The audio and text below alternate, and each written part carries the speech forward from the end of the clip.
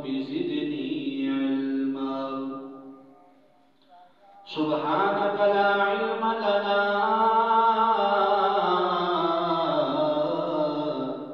اللهم لا علم لنا سبحانك لا علم لنا إلا ما علمتنا إنك أنت العليم الحكيم سبحان ربك رب العزة عما يصفون وسلام على المرسلين والحمد لله رب العالمين.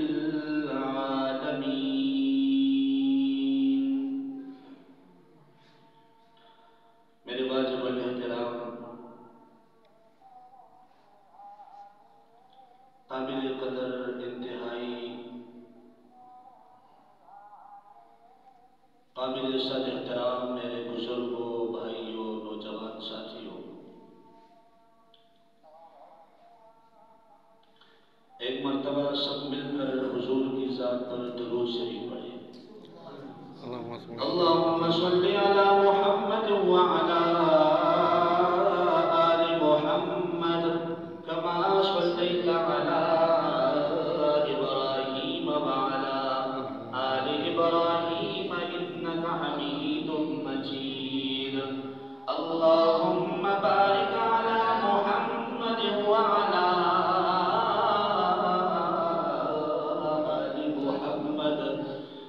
باركت على إبراهيم وعلى آل إبراهيم إنك حميد مجيد۔ حضور کی ذات پر درود پڑھنا ہر اس عمل کی مقبولیت کا سبب ہے۔ جو بھی عمل ہو حضور کی ذات پر درود شریف پڑھے وہ عمل اللہ کے ہاں مقبول ہو جاتا ہے۔ تو اس لیے ہم درود کو پڑھتے بھی ہیں اور مانتے بھی ہیں۔ میرے دوستوں، میرے بزرگوں، قبل جمعے میں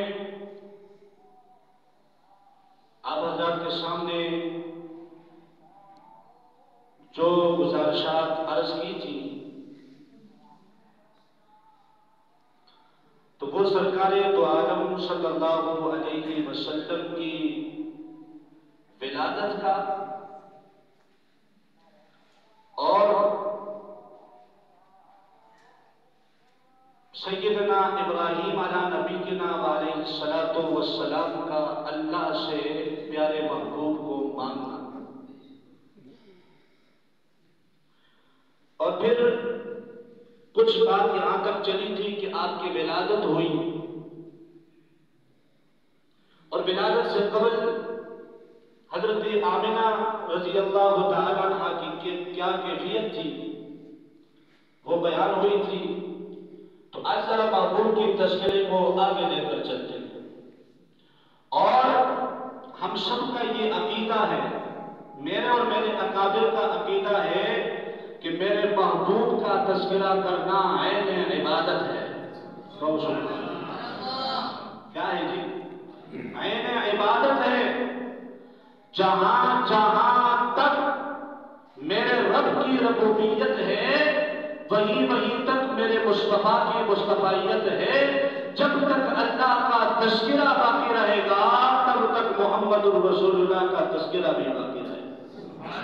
تو ہم پیغمبر کی ان کی زندگی کا، ان کی صورت کا، ان کی سیرت کا، ان کے کردار کا، ان کے افعال کا، ان کے اصحاب کا، ان کی بنات کا، ان کے ازواج کا، ان کے افعال کا، ہر چیز کا ہم تذکرہ کرتے ہیں اور کرتے رہیں گے، اور اس کو عبادت بھی سمجھتے ہیں اور سمجھتے رہیں گے۔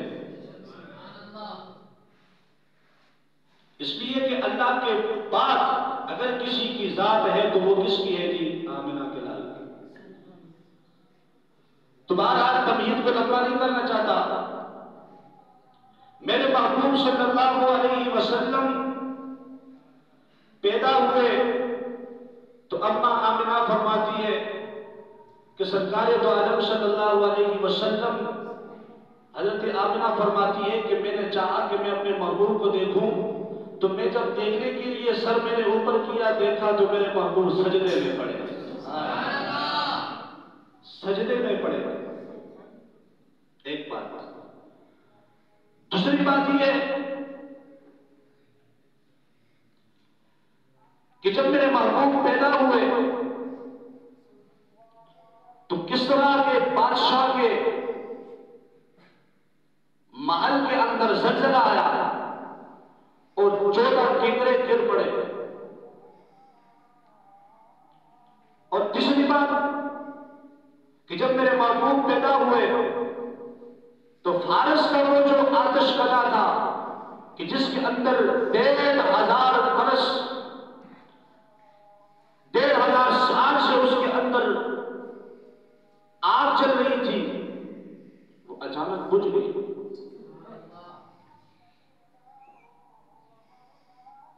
تو یہ وہ باتیں ہیں کہ جو میرے محبوب کے بڑے عمدہ اور اعلیٰ قسم کے میرے محبوب کی ولادت کے وقت جو کارنامے اور واقعات پیش آئے، یہ وہ بات ہے۔ ویسے تو میرے محبوب کی اگر صرف ولادت کے اوپر بات شروع کی جائے تو میرے دوستوں یہ صرف ولادت کے اوپر گویا کی زندگیاں ختم ہو جائیں۔ یہ کوئی عام شخصیت نہیں ہے۔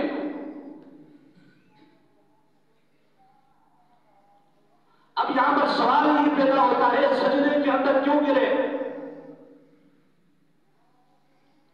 تو میرے محبوب جب سجدے میں گئے نا، چونکہ اس سے پہلے کا وقت تھا اور وقت بھی وہ بھی ہے کہ اطراف عالم کے اندر کیا ہو رہا ہے جی، بتوں کا سجدہ ہو رہا ہے۔ بیت اللہ کے اندر 360 بت رکھے ہوئے، دائیں بائیں ہر آدمی نے اپنے گھر کے اندر بت رکھے اور کیا کر رہے جی، اس کی پوجا پاٹ کر رہے۔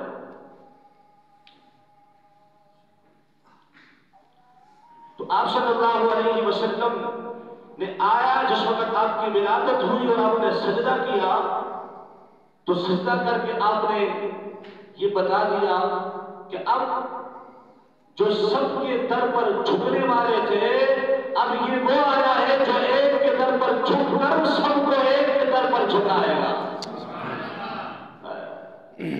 ساری ظلمتوں کو ختم کر دے گا۔ اور پھر دوسری بات، جو کسریٰ کے محل میں زلزلہ آیا اور 14 کنکرے گر پڑے تو کسریٰ بادشاہ بڑا پریشان تھا۔ صبح کے وقت بلایا تعبیر والے کو، جب تعبیر خواب کی تعبیر نکالتا ہے، بادشاہ نے دیکھا کہ بھائی میں نے خواب دیکھا ہے، اس کی تعبیر نکالی جائے۔ نے کہا جی کیا خواب دیکھا ہے؟ نے کہا جی میں نے تو خواب یہ دیکھا ہے کہ میں دیکھ رہا ہوں خواب کی حالت کے اندر کہ کچھ اونٹ ہیں اور ان کے آگے کچھ گھوڑے ہیں اور ان کو دھکیل رہے ہیں اور اس دریا کے پار کر رہے ہیں۔ تعبیر والے نے بتایا کہ عرب کے اندر ایک ایسی شخصیت آنے والی ہے کہ جو عرب کے لوگوں کو عرب سے نکال کر باہر پھینک ڈالے۔ وہ وقت آیا، فتح مکہ کا موقع ہے، میرے محبوب صلی اللہ علیہ وسلم ٹھیک ہے اسی مکہ کے اندر رہنے والے تھے، اسی سے نکالے گئے، لیکن وقت جب آیا تو میرے محبوب اسی مکہ کے اندر رہنے لگے۔ پھر میرے محبوب کی ولادت کے وقت حضرت آمنہ فرماتی ہیں کہ آسمان کے ستارے یوں جھک گئے تو میں نے سمجھا کہ گویا یہ ستارے اب عنقریب آ کر ہم پر گر پڑیں گے۔ اس کی کیا وجہ ہے؟ تو یہ جو ستارے آئے تھے اور جھکے تھے تو یہ بتانے کے لیے اللہ نے اس کائنات کے بادشاہوں کو یہ سبق دینا تھا اور ان کو یہ بتانا تھا کہ اگر آسمان کے نورانی اور عمدہ قسم کی جو ہے نا مخلوق ہے، ٹھیک ہے، یہ ستارے یہ بھی آ کر اللہ کے محبوب کی دیدار کے لیے اس کے سامنے سر تسلیم خم کر رہے ہیں، اور بادشاہوں کو بھی میرے سر محبوب کے سامنے جو ہے نا سر تسلیم خم کرنا پڑے گا، تمہیں بھی سر جھکانا پڑے گا۔ اور پھر اس بادشاہ نے جو وہ خواب دیکھا تھا، ٹھیک ہے، 14 کنکرے گر پڑے تھے، تو آپ صلی اللہ علیہ وسلم کی ولادت کے وقت جب یہ واقعہ پیش آیا تھا تو تعبیر والے نے بتایا کہ حضرت بادشاہ سلامت آپ کی جو بادشاہت ہے نا یہ آپ کی خاندان کے اندر 14 مرتبہ چلے گی، اس کے بعد ختم ہو جائے گی۔ بادشاہ مطمئن ہو گیا، اس نے کہا یار چلو جب 14 نسلوں میں سے آگے بادشاہت چلے گی تو بڑا لمبا وقت ہے، پھر خیر ٹینشن کوئی نہیں ہے۔ اسے کیا پتا تھا کہ اب کسی کی بادشاہت آنے والی ہے۔ وہ جب اس کی نسل میں سے جب بادشاہ شروع ہو گئے نا جی تو کرتے کرتے کرتے کرتے حضرت عثمان رضی اللہ عنہ کے دور کے اندر ان علاقوں کو حضرت عثمان رضی اللہ عنہ نے فتح کیا اور وہاں پر بادشاہ حضرت عثمان کی آ گئی۔